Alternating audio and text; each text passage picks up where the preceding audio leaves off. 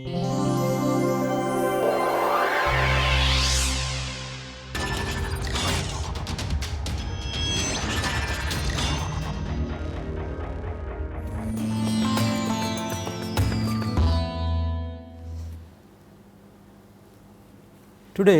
we are going to learn how to analyze the first order EPR spectra of free radicals.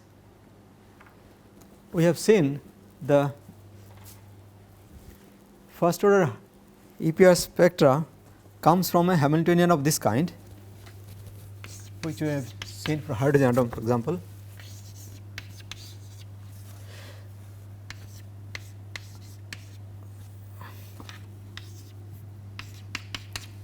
This is the electron Zeeman term, this is the hyperfine interaction term, and this could be written as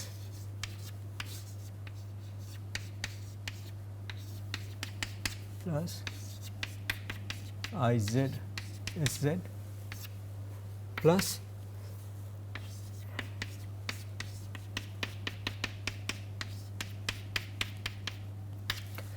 here up to first order calculation, this term does not contribute to any energy.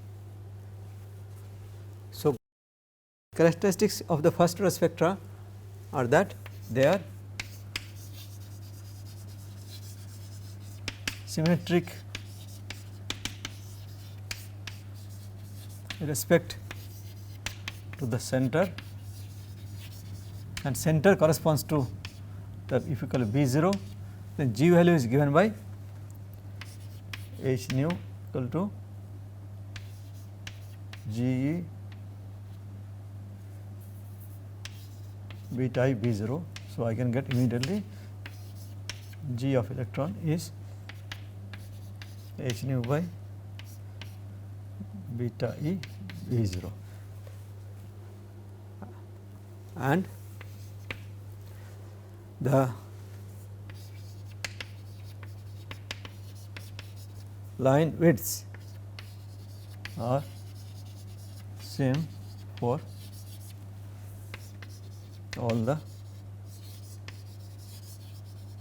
hyperfine lines. These are the conditions which are satisfied by the first order spectra. Now, this is true for only one hyperfine nucleus. Suppose there are more than one, then this can be easily generalized to write the sum of all the possible nuclei which are giving rise to the hyperfine splitting, plus. So, I have this is the first order spectra comes from this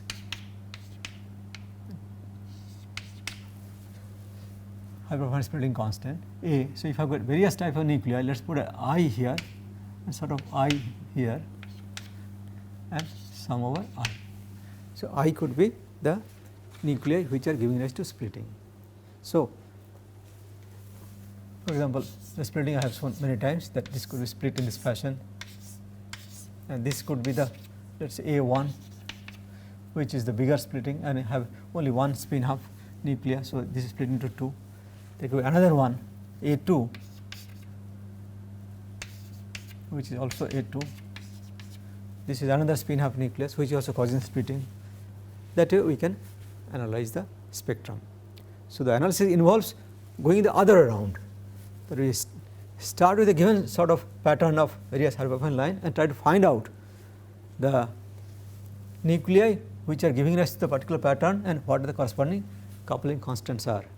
And if we know the frequency of microwave which was used to record the spectrum and a very precise measurement of the G of the magnetic field for the center of the spectrum, we can measure the G value. So, we will take some examples now and learn how to analyze such spectra. This is a spectrum of a free radical. This gives 4 line spectra. To understand what sort of radical could give rise to this sort of pattern, let us first find out the hyperfine splitting constant of this.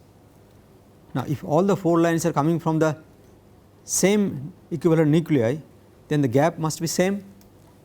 So, let us measure that first, but for measuring that I need to find out where these signals are crossing 0. So, first I draw a line through this 0 signal,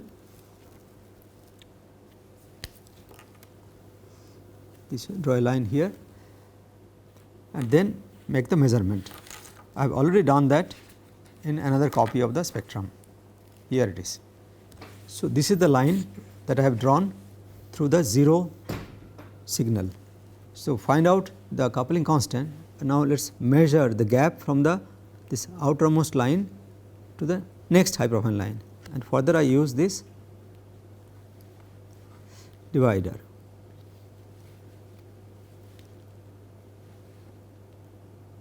Okay, this is the gap between the two adjacent line.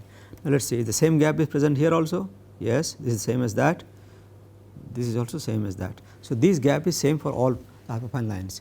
That means, the same group of equivalent nuclei are giving rise to these 4 lines. So, what is the coupling constant? That is nothing but this gap. Now, what is the measure of that? Let us measure this in the scale.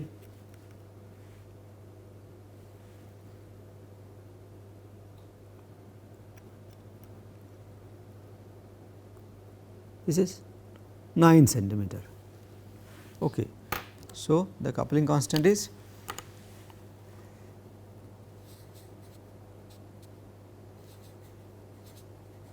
9 centimeter, and here is the scale of the magnetic field. So, here this length is the 10 Gauss. So, what is the length here?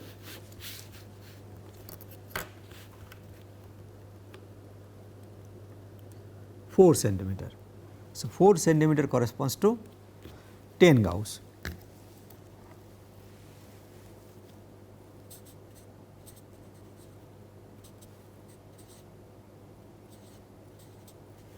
So, now we can easily find out the coupling constant A.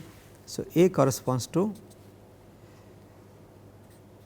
10 by 4 into 9 Gauss, which is 22.4 Gauss.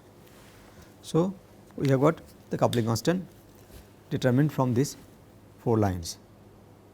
Next question is, what sort of nuclei can give rise to this sort of relative intensities? For that, let us measure the intensities of all 4 lines. Okay, for the outermost line, the height is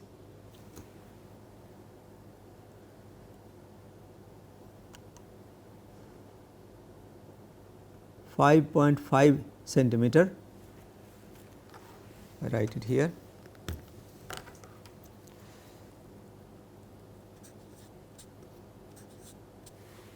Next height is similarly from this to this,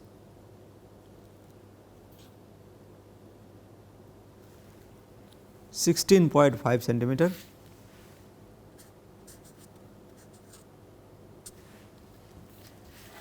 Then the next intensity is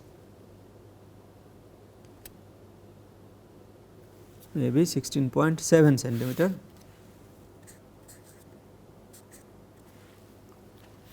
The last one is again 5.5 centimeter. So, to normalize all the intensities with respect to the outermost line, we divide this number by this 5.5.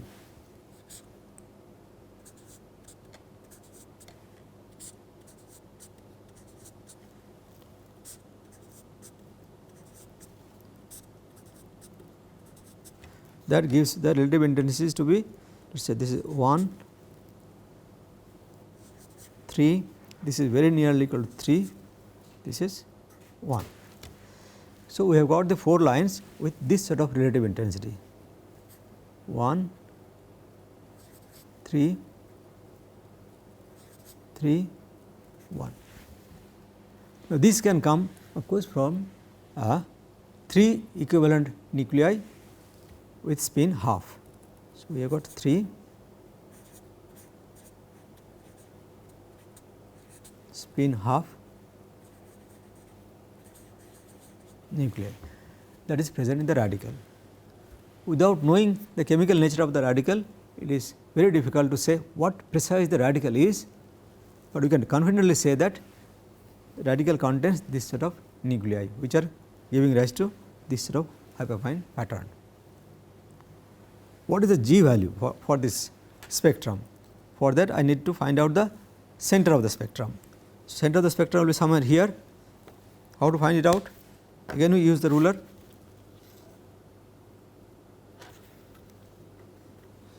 So, total distance from the middle of this to middle of this is 27.2 centimeter. So, half of that will be 27.2 divided by 2, this gives 13.6. So, let us find this point here. 13.6 corresponds to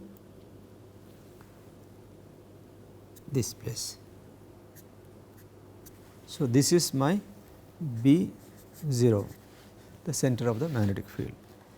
So, if I knew the magnetic field axis, I can measure the magnetic field value for this position of the spectrum, and if I know the frequency of the microwave which was used to record the spectrum, the G value can be written as G of electron will be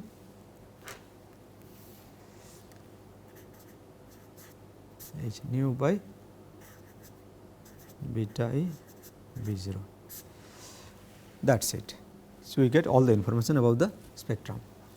Of course, this is a rather simple spectrum and one may not need all this detailed measurement. One can actually see that it is essentially it is 1:3:3:1, but life is not often as simple as this. So, we will take the next example. Here there are 1, 2, 3, 4, 5, 6, 7 lines, and let us first measure if the gap is same among them. Okay, using the divider, if the gap between the outermost line and the next line is this. Okay, and then this gap is same as this one. Let us do it once more. Yes.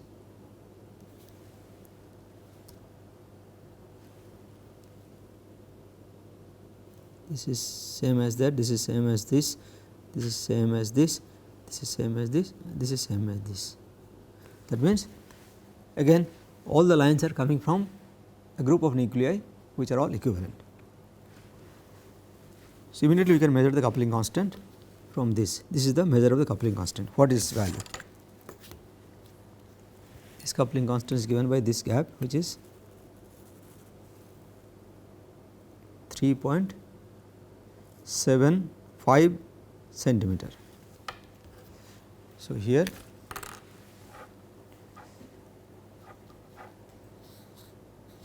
A is equal to 3.75 centimeter.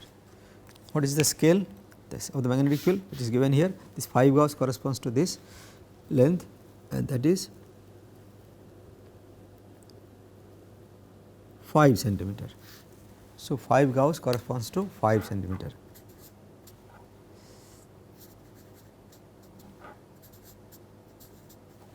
So, naturally this says that coupling constant A is equal to 3.75 Gauss. Okay. So, we measure the hyperbaric coupling constant. What are the nuclei which are giving rise to this splitting? For that we measure the height of all these lines in the same way as we did earlier. For that measure the height here.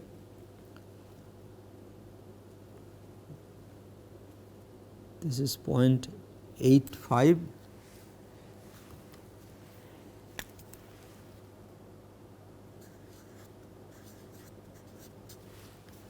Next one is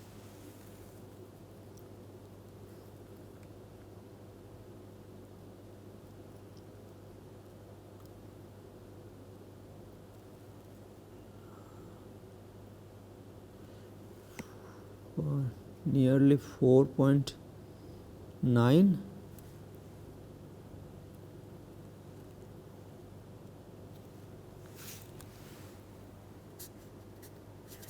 do it more carefully. 0.8 here. Then next one is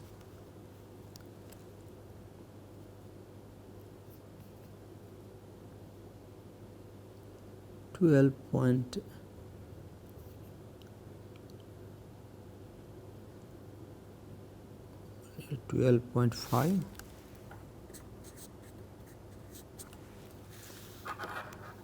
Then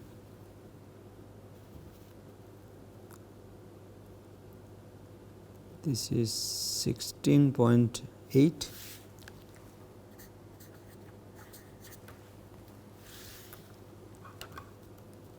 This being symmetric, this is also very similar, 12.5.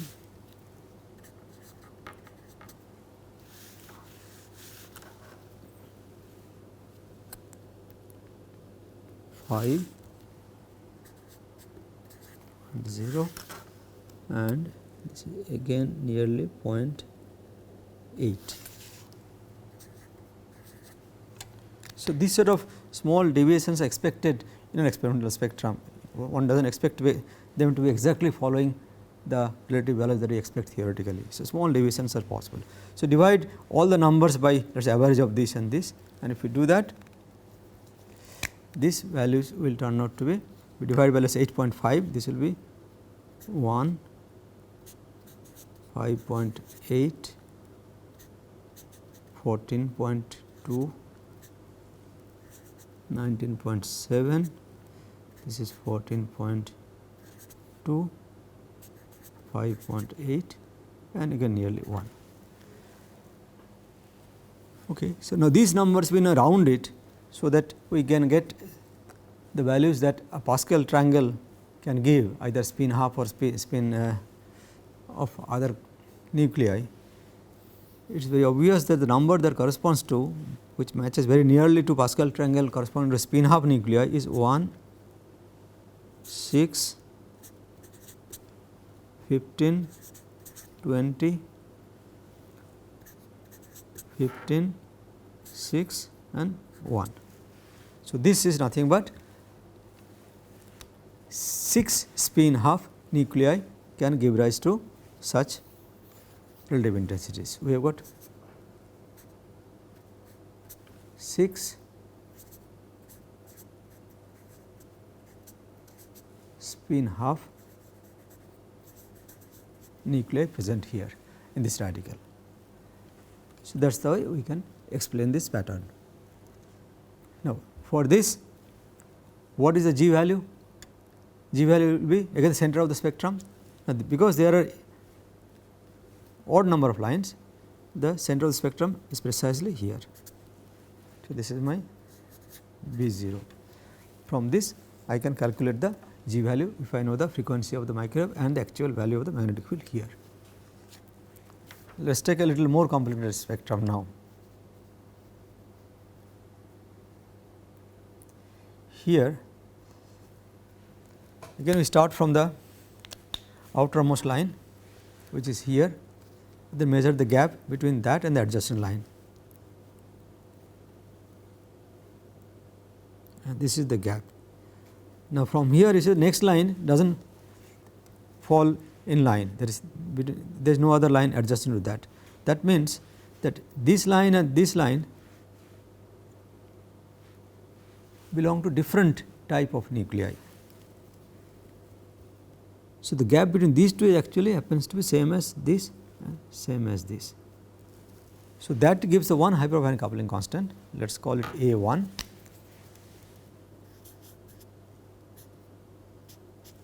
whose value is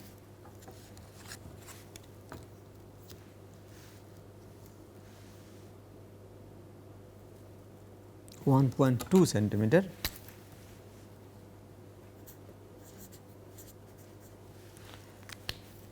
So, next coupling constant will be between let us say one of this line to the corresponding line of the other group.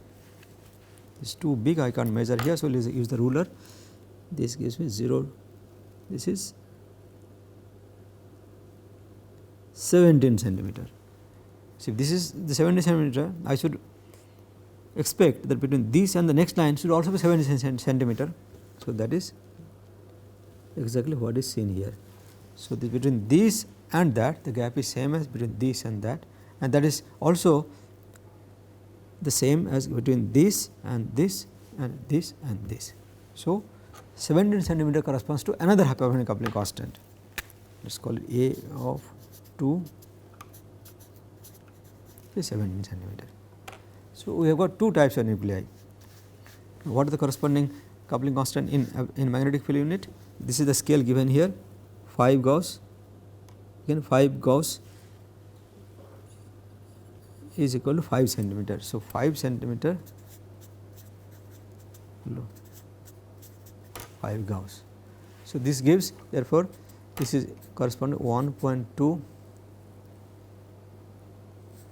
Gauss and this corresponds to 17.0 Gauss. These are the two hypertrophic coupling constant. Now, for this, what will be the G value? Again, you have to find the center of the spectrum.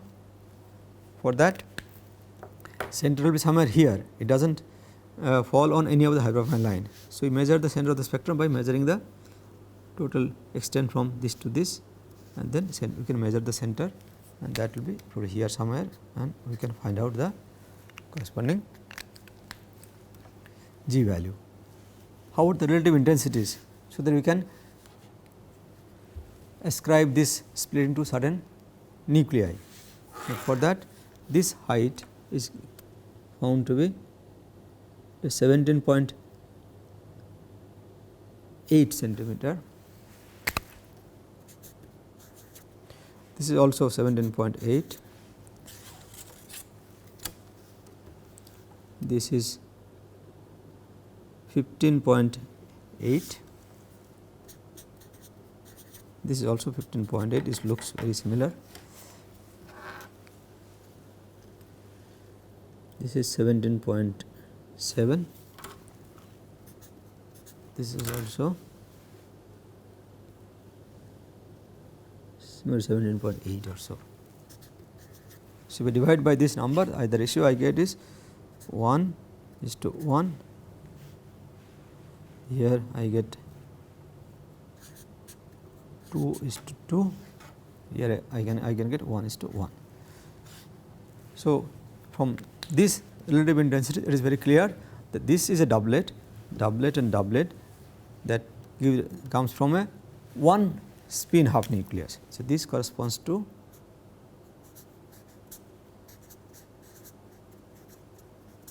one spin half nucleus, and this comes from this relative intensity of 1:2:1 triplet. This comes from 2 spin half nuclei present there. So, the radical has this set of nuclei. Again, without knowing the chemistry of this formation of the radical, it is very difficult to say what precisely the radical is. All we can say that the radical has one spin half nucleus and 2 spin 1 nuclei, and those 2 nuclei are equivalent. And now, we do a little more complicated spectrum. Here now things are reasonably routine. So many lines are there. So, we start again from the outermost line and see how many lines belong to one group of equivalent nuclei. So, this is the first gap between the outermost line and the next one. So, between this gap is same as this gap, but then after that there is no line here. This does not fall below in line with this. That means, these lines belong to one hypertrophic coupling constant. This does not belong there. That means, this is the beginning of another hypertrophic coupling constant. So, if we start from this, you see that this gap is actually same as this gap, same as this gap, and then nothing else is there. So, this again belong to therefore same hypertrophic coupling constant. So, after that this line is not accounted for. So, again start from here and it measure the same gap as earlier. So, this and this, again nothing else is there. So, these 3 again belong to, let us use some other symbol here. Similarly, it is very obvious that they also belong to this pattern and this belong to, let us say, this pattern. So, I have got this group this, this, this, this. The splitting is same for all of them. So, one hyperharmonic coupling constant therefore corresponds to this gap, which is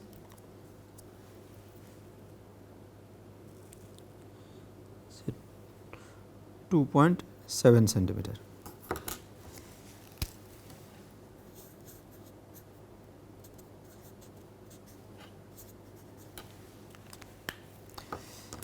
And next coupling constant will be the distance between, let us say, one line of this group to the corresponding line of the next group, that is from this to this. That gap is here 7.5 centimeter.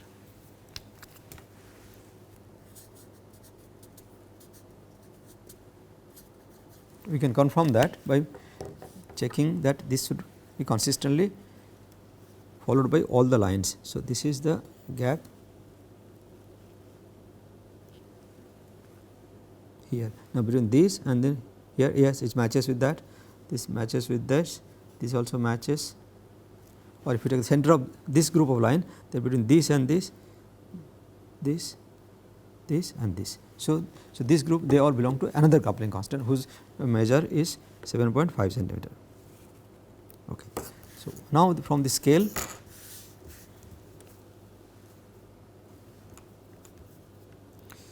again here 5 centimeter is equal to 5 Gauss.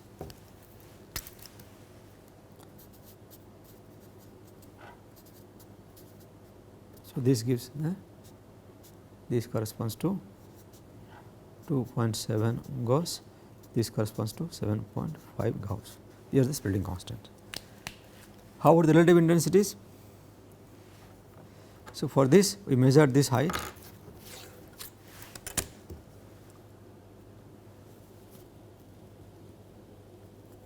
I should measure actually vertically. So, this is nearly 1.2 centimeter.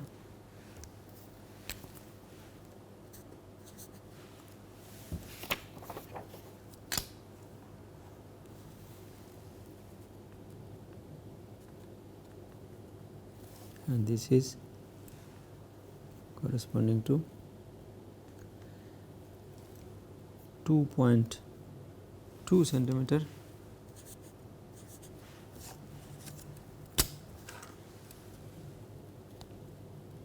Which again corresponds to 1.2.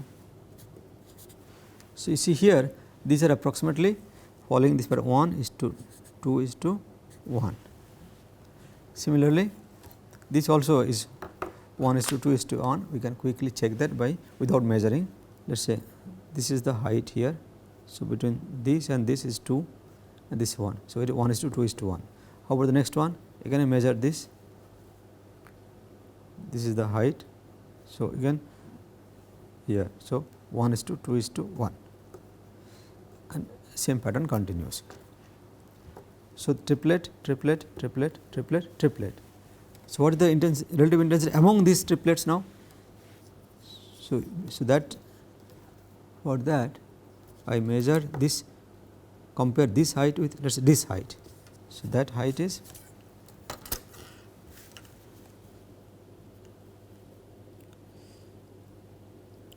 10.7.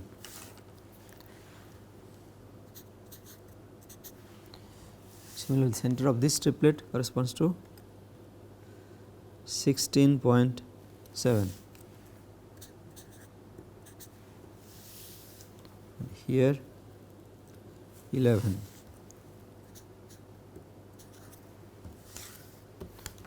This is again here it is 2.6.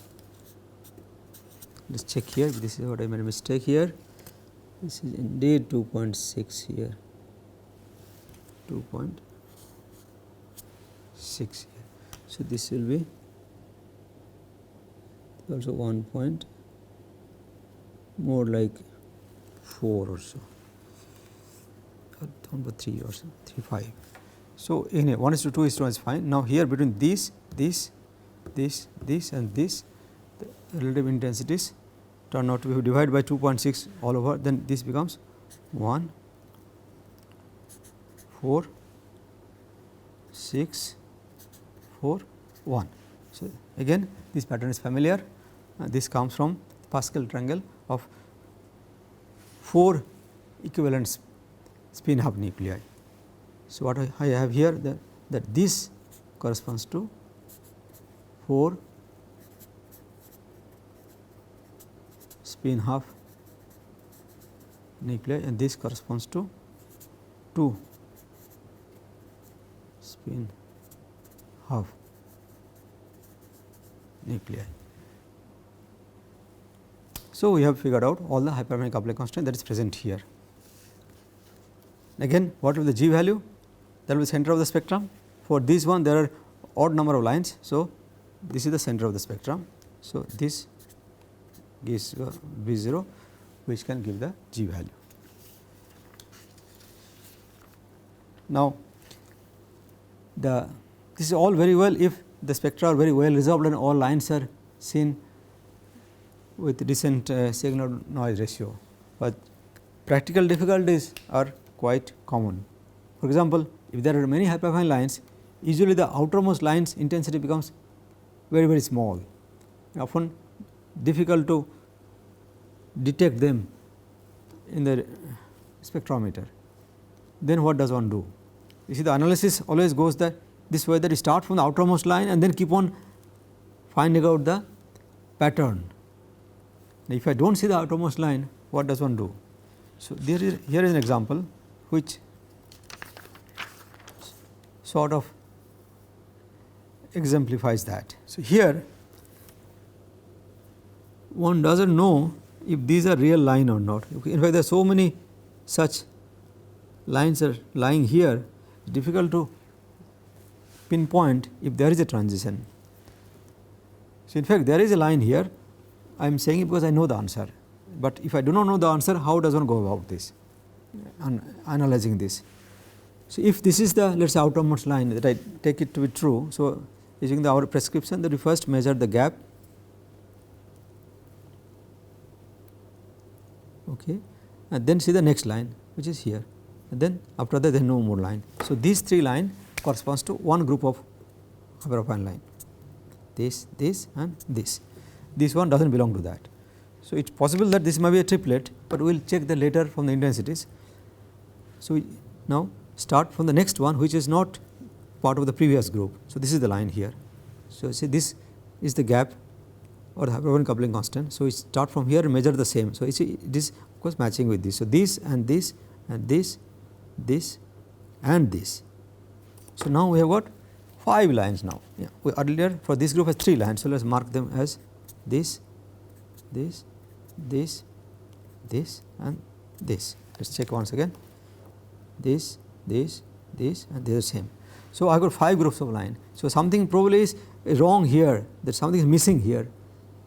To be absolutely sure that something is missing, let us look at the next group of lines which are not part of this hyperfine line. So, that is here. So, we start from this again, find out the lines which have the same coupling constant as this or this, that is starting from here, this one here, this and this. Again you see there are 5 lines. So, let us put some sort of this sort of sign here.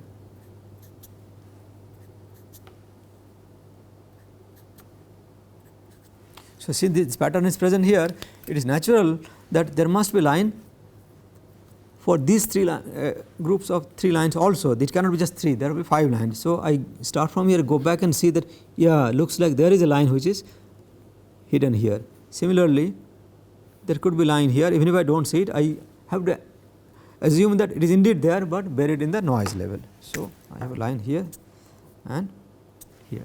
Similarly, on the other side also, that there could be a line which is here and somewhere here and not seen there. So, that way one goes about analyzing the spectrum, and even if we do not see the outermost line, one has to make intelligent guess and find out where those little lines which are buried inside the noise level are hidden, and then from this pattern one can completely analyze the spectrum and get all the possible hyperfine coupling constant. We have just now seen how to analyze first order EPR spectra which are recorded on this paper and use these two important tools. One is this my divider and other one is this ruler. This may sound old fashioned because nowadays almost all EPR spectrometers are interfaced with computers and one rarely gets spectra printed on paper, but they are available in electronic form and one can analyze on the computer.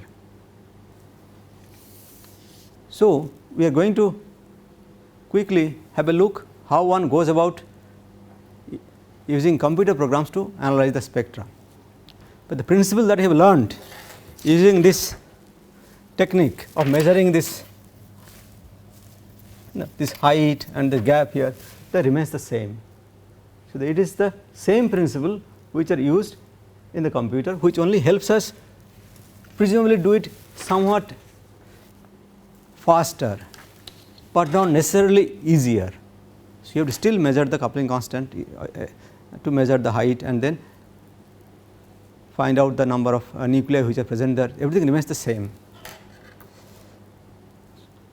Also sometimes the lines of various adjacent hyperfine components may be overlapping. So, it may become difficult to measure using this ruler and divider. So, then the computer program may be able to help us do a somewhat more accurate job. Let us see how that is done. We have seen this spectrum earlier. It has got two coupling constant A1 1.2 Gauss and A2 17.0 Gauss. We measured these values using our ruler and divider technique. If you see very carefully, the height of this is not matching with this height here. This is slightly lower than this one, and at the bottom this is slightly lower than this one. Same is true for all the lines. It means that there is a partial overlap of the intensity coming from this line with the line here.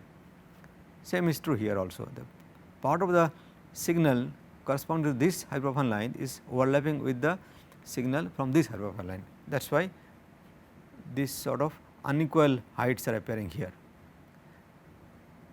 So, there could be more problems of overlap, and then our ruler and divider technique may not be giving very accurate estimate of the coupling constant. So, for that we need to go to a computer program and try to analyze the spectrum using the program. Now, here is a computer program which will help us analyze the spectrum. Most commercial EPR spectrometer vendors provide their own software. One can find similar software in the internet also. This particular one is made in our own laboratory, but nevertheless by and large all the programs look very similar in their operation. So, to show how this works, one could initially calculate a spectrum by giving some known hyperfine coupling constant. Let us say one coupling constant is 1.2 Gauss. I can enter those values here. Here one can enter various coupling constants and the nuclear spin half, this could be spin of 1 or half, a number of such nuclei and the coupling constant. Let us give it a value of, let us say 1.2 Gauss, and I have a splitting of one of nucleus of spin half and number of such nuclei is only 1. Another coupling constant is 17.0 Gauss and there are 2 of them and again spin half. Let us give some line width of 0.2 Gauss and the spectrum should look like first derivative. Keep it here let us simulate the spectrum, and the experimental range of the magnetic field scan, let us keep it at 50 Gauss. Now simulate it. That is how it looks like. Doublet, doublet, doublet, and overall triplet is present here, which is similar to what we saw earlier. Now, we can see the effect of line width on the spectrum. So, here I have used a line width of 0.2 Gauss. Let us increase it to let us 0.4 Gauss, and again simulate this. So, you see now these two heights are not same as here. So, that means that when the line width has become bigger, there is partial overlap of the two hyperfine line. If you increase further, let us say 0.6 Gauss, again simulate it, see how it is becoming unequal in their heights. Further broadening, simulate, that is the way it comes out to be. So, things can be pretty complicated in the sense that a ruler and divider technique may not give the values accurately. If there are more than one nuclei giving similar splitting and with such broad lines, then it may become almost impossible to make some measurement. So, to see that how the line width affects the number of hyperfine lines and the appearance, let us consider a case of only let us say 4 spin half nuclei, and the hyperfine coupling constant is, let us give a value of 2 Gauss to start with, and width is kept very small. Let us simulate this one and remove this nuclei. So, simulate this one. So, 5 line spectrum, and they are following the usual 1, 4, 6, 4, 1 type of intensity ratios. Now, one could expand the spectrum by working at a smaller scan range, let us make it 20. So, total range becomes 20 Gauss, and simulate, that is how it looks like. So, it looks so cleaner. Now, if I keep increasing the line width, see how it changes, 0.6 Gauss, see already they start showing distortion.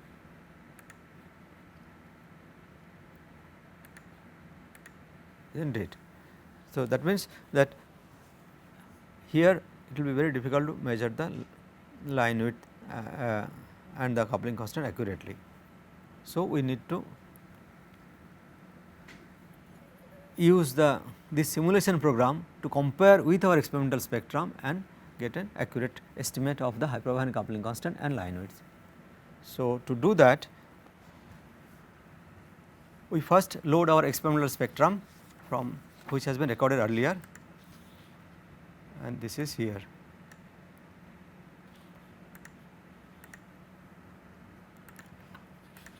And for this, the total scan range was kept at 40 Gauss. Let us say using this cursor, I can place this anywhere we like, and I can measure the height of this peak and the valley from there. This I can get the intensity, and the distance from this to this in the horizontal axis will give me the separation. So, that way I can find out the approximate value of the hyperfine coupling constant, and let us say from this I have got an approximate value which are entered in the data. So, let us say one value is 2.1 Gauss, and there is only one nucleus of spin half, and other is let us say 9.5, and there are 2 nuclei of this kind, and this is derivative signal. Let us start with a narrow line width.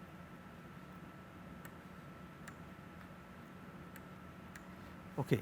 So, with this I can calculate the spectrum, and that is the simulation one. So, this simulates this one. Of course, it does not look anywhere near the observed spectrum, but what we could do is that we can obviously change the line width and see how it approaches the experimental spectrum.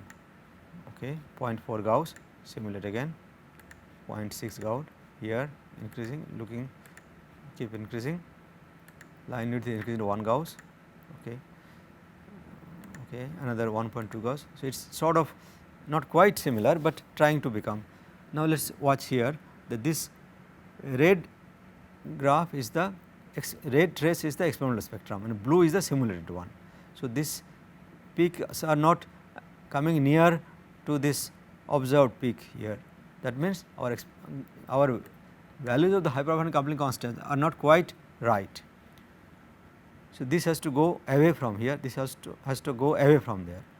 So, these guessed values need to be modified. Let us make it this, increase this coupling constant, see what happens. Now, at least these positions are right. So, we may have made some progress, some improvement in the coupling constant. Now, still this is not matching with this. So, this is not matching with this one. So, maybe we need to increase this coupling constant is 2.2 let us say, then see what happens here, does not look quite right at all. So, maybe we should increase the line width further.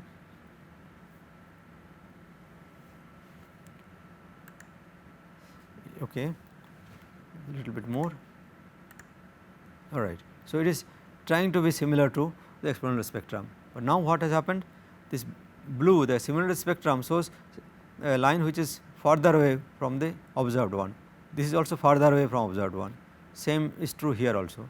That means, the big coupling constant has become more than what is supposed to be.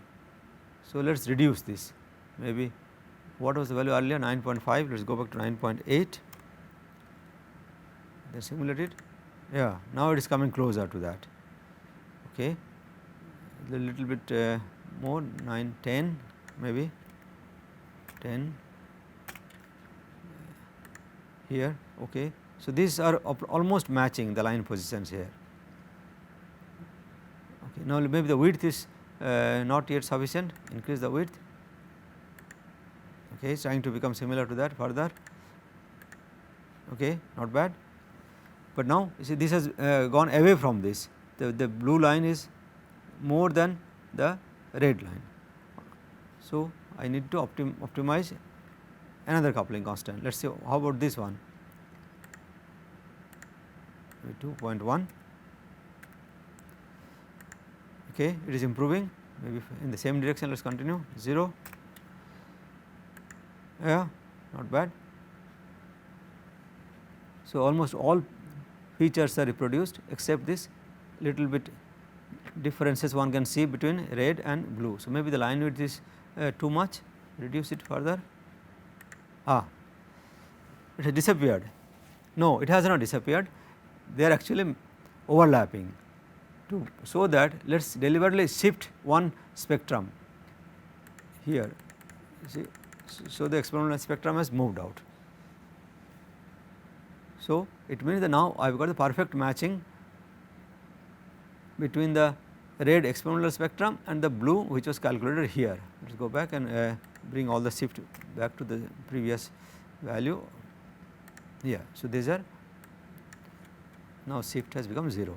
So, they are matched. So, I have got perfect matching. Of course, it was a contrived example because this red spectrum, though I am calling it in an experimental spectrum, it is actually calculated. So, I can get the exact matching. These are the values now I can report. For this, the coupling constant for first nucleus was 2 Gauss with one number of spin half nucleus, coupling constant of 10 Gauss was for the second group of 2 nuclei of spin half, and line width was 2 Gauss, and gives me perfect matching. So, this is the way to go about analyzing the EPR spectrum using a computer.